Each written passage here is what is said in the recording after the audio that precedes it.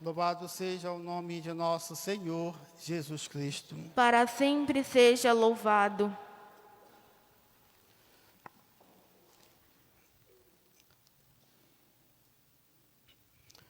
Caríssimos irmãos e irmãs, caríssimos paroquianos que nos assistem através desta live pelo Facebook de nossa paróquia, estamos no 5º domingo do tempo da Páscoa. O tempo da Páscoa é um tempo em que nós somos convidados a fazer uma experiência profunda de unidade com o Senhor, Ele que é a verdadeira videira, e nós os ramos. Esta unidade também em que Jesus uniu-se ao verdadeiro agricultor que é o Pai. Por isso Jesus diz: eu sou a videira verdadeira e meu Pai é o agricultor. É interessante observar que quando Jesus estava sendo interrogado por Pilatos, no dia do seu julgamento, Pilatos faz uma pergunta a Jesus: mas o que é a verdade? E Jesus diz assim: eu sou o caminho, a verdade e a vida. Ninguém vai ao Pai senão por mim.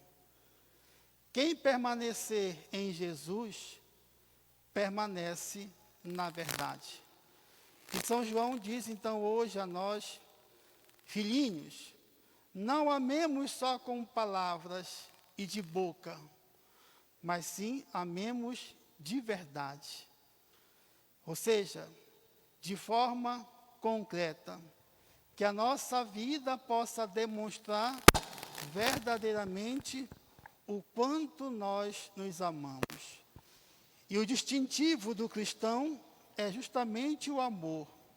Lembremos das primeiras comunidades cristãs, aonde todos aqueles que olhavam para os cristãos no início da igreja diziam: vejam como eles se amam. O amor, portanto, é o distintivo do cristão. E carregar esse distintivo significa estar unido à verdadeira videira que é nosso Senhor Jesus Cristo.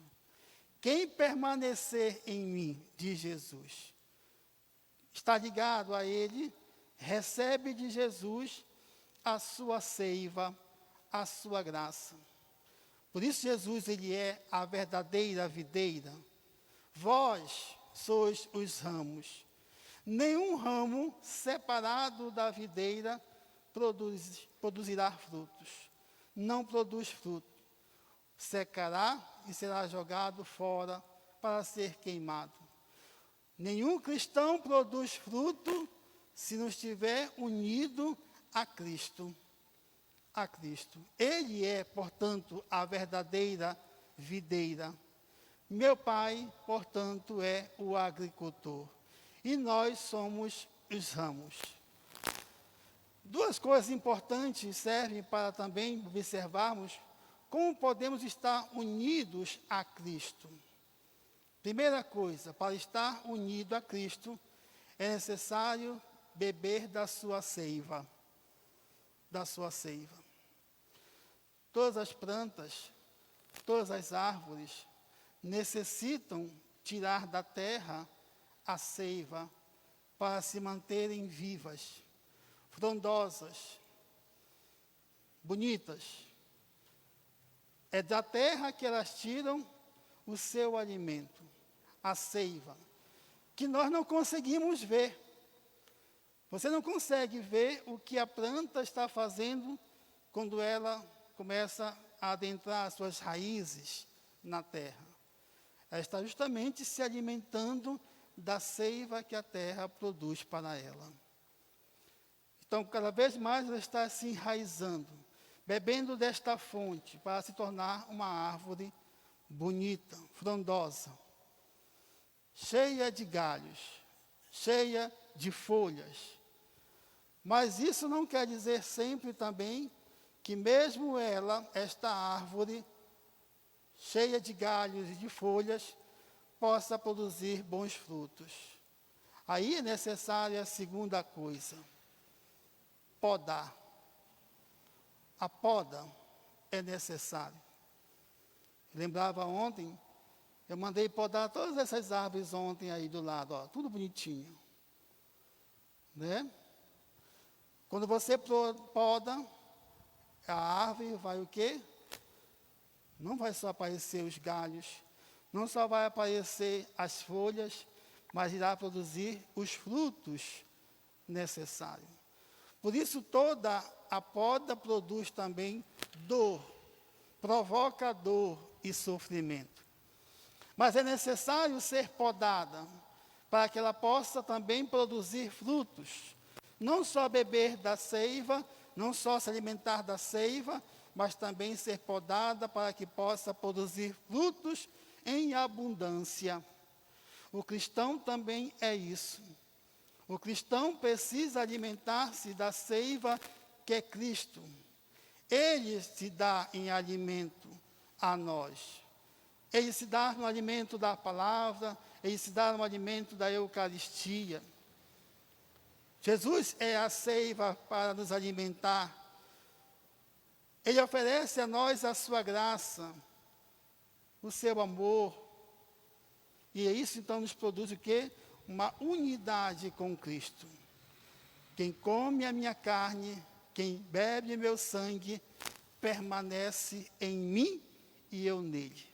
Olha como é bonito isso. Quando nos alimentamos de Cristo na Eucaristia, quando nos alimentamos da sua palavra, há uma permanência de Cristo em nós e nós em Cristo. Por isso nos tornamos um outro Cristo, ao nos alimentar da sua palavra e da sua Eucaristia, do seu corpo e do seu sangue. E se nós vermos aí, no Evangelho, por 7 vezes está o verbo permanecer. Só permaneceremos em Cristo quando nós bebemos realmente da sua seiva, da sua graça, da sua força. E quando nós nos deixamos ser podados, para que possamos produzir frutos. E como é que acontece a poda na vida do cristão? Quando nós permitimos ser podado tudo aquilo que nos impede de crescer na graça de Deus. O egoísmo, a vida de mentira. Que mais?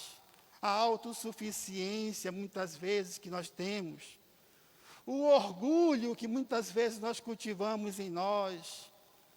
Tantas coisas que é necessário ser podado em nós. Para quê? Para que possam aparecer em nós não somente as folhas, mas acima de tudo, os frutos. Os frutos. E esses frutos se dão não só por palavra e por boca, mas são frutos gerados pelo amor. Amemo-nos uns aos outros, uns aos outros. Não amemos só com palavras, só de boca, mas amemos de verdade com um testemunho, fazendo realmente algo concreto. Isso, portanto, seremos reconhecidos como aquele discípulo, como aquela discípula que bebeu da seiva e que se permitiu podar para poder produzir frutos. Produzir frutos.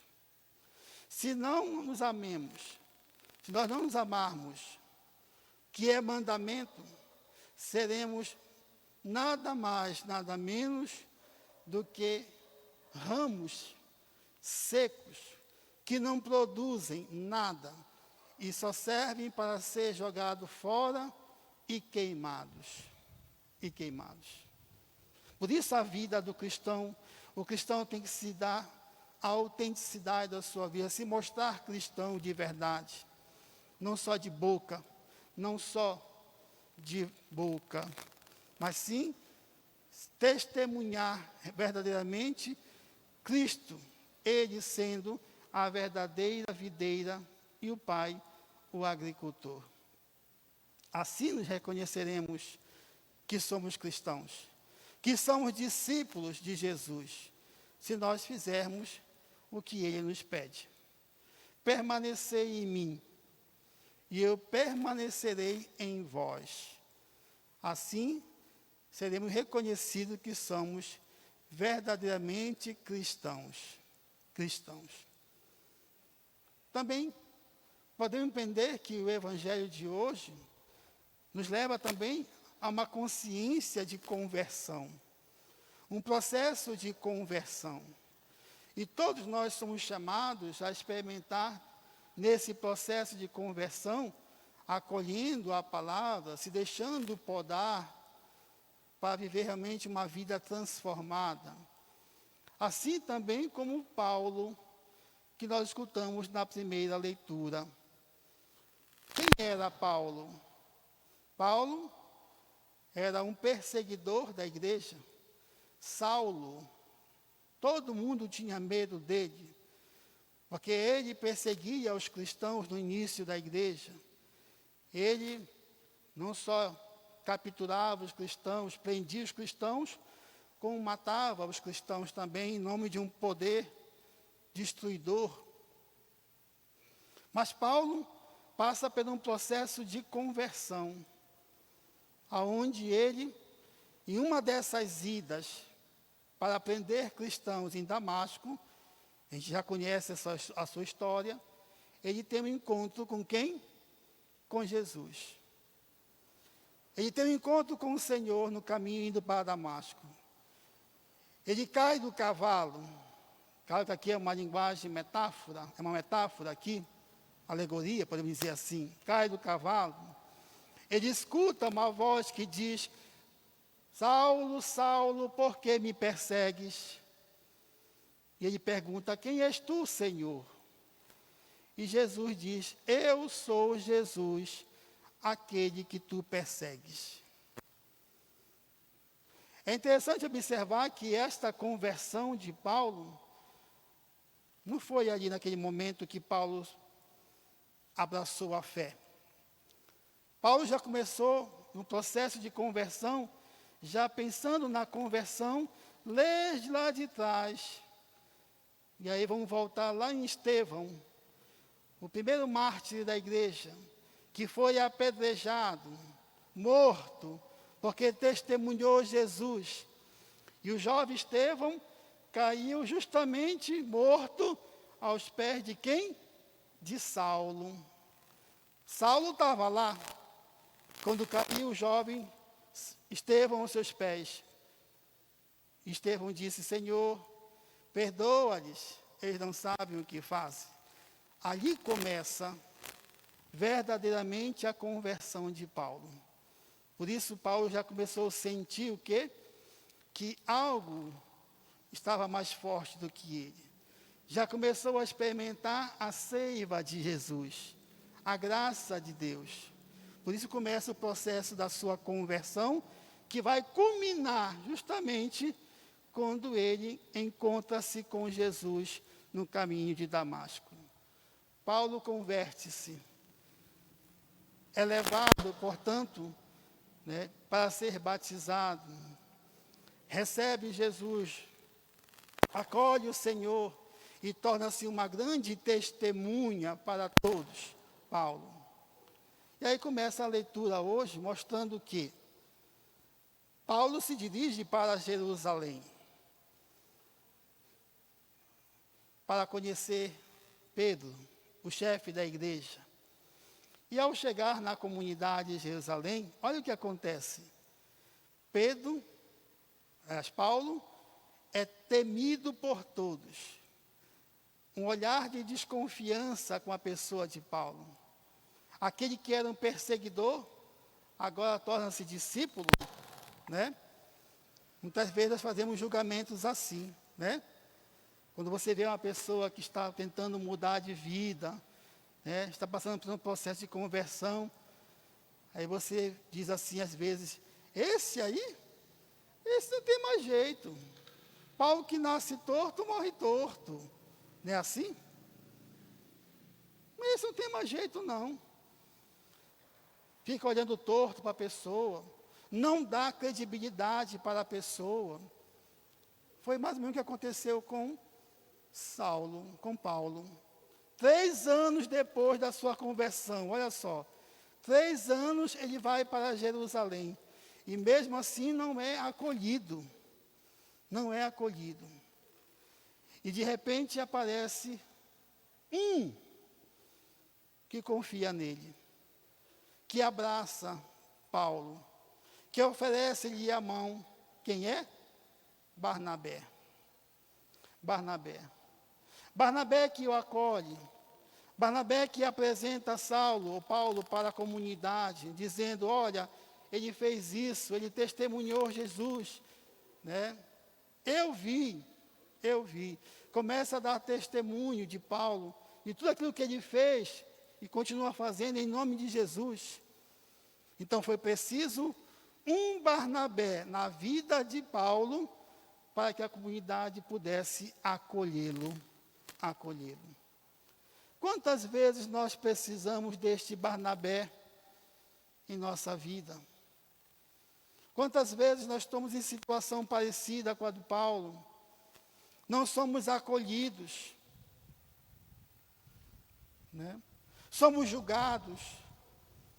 E aí é necessário ter um Barnabé para dizer, não, ele mudou, ela mudou, está mudando, precisa de um crédito, né? Mas muitas vezes nós só encontramos julgadores, só aqueles que nos apedrejam, com pedras na mão, para nos julgar e para nos apedrejar. Esquecemos que devemos ser Barnabé na vida de algumas pessoas. E aí Paulo, vocês pensam que Paulo desanimou porque não foi acolhido de início na comunidade? Pelo contrário, Paulo se manteve firme, e por isso ele continuou anunciando o nome de Jesus. Mesmo rejeitado no início, mesmo sendo julgado no início, mesmo não sendo acolhido, mas ele estava ali para testemunhar quem? Nosso Senhor Jesus Cristo. Então não devemos, muitas vezes, não devemos nos preocupar com bobagens, né?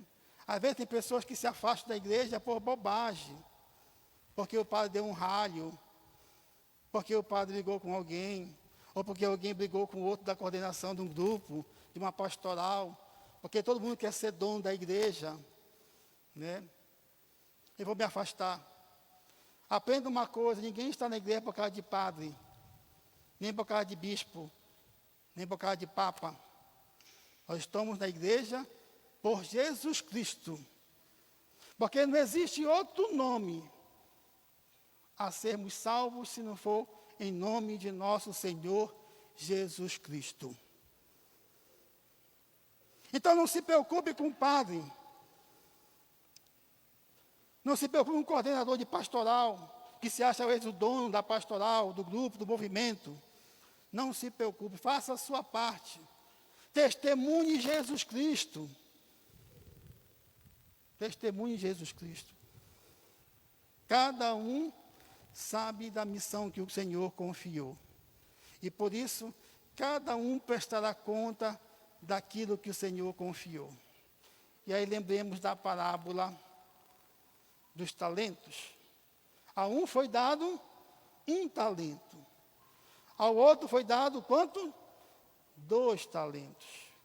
E ao terceiro, 5 talentos. Aquele que recebeu 5, multiplicou mais 5. O que recebeu 2, multiplicou mais 2. E aquele que recebeu 1, preguiçoso, cavou um buraco e enterrou o talento que havia recebido. Cuidado, para você não ser esse servo preguiçoso, que cava o buraco, enterra, e depois quer justificar a sua ausência na igreja. Ah, Senhor, eu não fui na igreja, não mais servi a igreja por causa do padre, ou por causa da coordenadora da liturgia, ou por causa do coordenador do dízimo. Não. Não justifique, né, aquilo que você quer justificar que não é o correto. Multiplique o seu talento, porque o julgamento não cabe a mim nem a você, é a Deus. E só a Ele prestaremos conta no final de nossa vida. Por isso, devemos permanecer unidos à videira que é Jesus. Quem permanecer em mim e eu nele, esse produzirá muitos frutos. Se nós queremos produzir frutos, nos permitamos beber da seiva de Jesus, da sua graça, da sua espiritualidade, da sua oração. Nos permitamos nos podar de tudo aquilo que nos impede de crescer para Deus. E bebemos desta graça que Ele dá a cada um de nós todos os dias. Quem permanecer em mim, eu permanecerei nele e nós seremos um, como o Pai é um em mim. Louvado seja o nome de nosso Senhor Jesus Cristo. Para sempre seja louvado. Sonhem contigo, tu és a nossa maior padroeira.